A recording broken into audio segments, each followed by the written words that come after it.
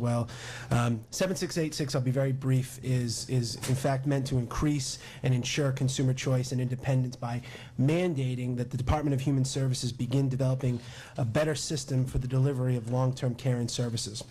And as Rhode Islanders get older, a lot of things change, but one thing that all of us know will stay the same. Seniors, especially as they get on in years, want the opportunity, flexibility, and independence to be able to stay at home longer and out of a nursing home. Now, nothing in this legislation is meant to disparage the work done by any nursing homes in our communities or throughout the state. Certainly, they provide a very necessary role in providing care to our seniors. But this legislation is revenue neutral and seeks to take a surplus of revenue that exists in Medicaid bed reimbursements and provide it towards a fund for home and community-based care to allow folks that option to stay in their homes longer, to have that certain amount of independence, so that when it comes time, and Mr. Chairman, I know there are others here that are wishing to speak on this, but I just will end with more of a personal note, because when I was growing up, my father and I every Sunday would go to the nursing home to visit my grandmother, my grandfather.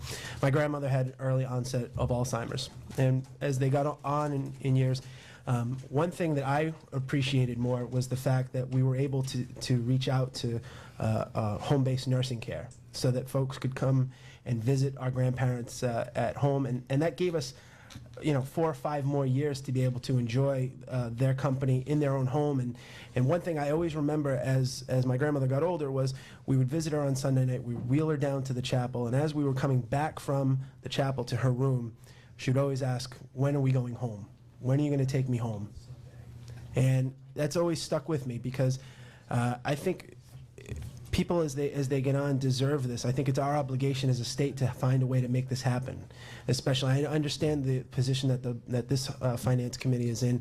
I understand the difficult choices that need to be met, but please understand that this legislation is revenue neutral and seeks a compassionate and sensible way to help folks live independently longer with our support. So, Mr. Chairman, members of the committee, I thank you very much for your time. I'll turn it over to the other folks here for questions. Thank you, Representative Sullivan. Question?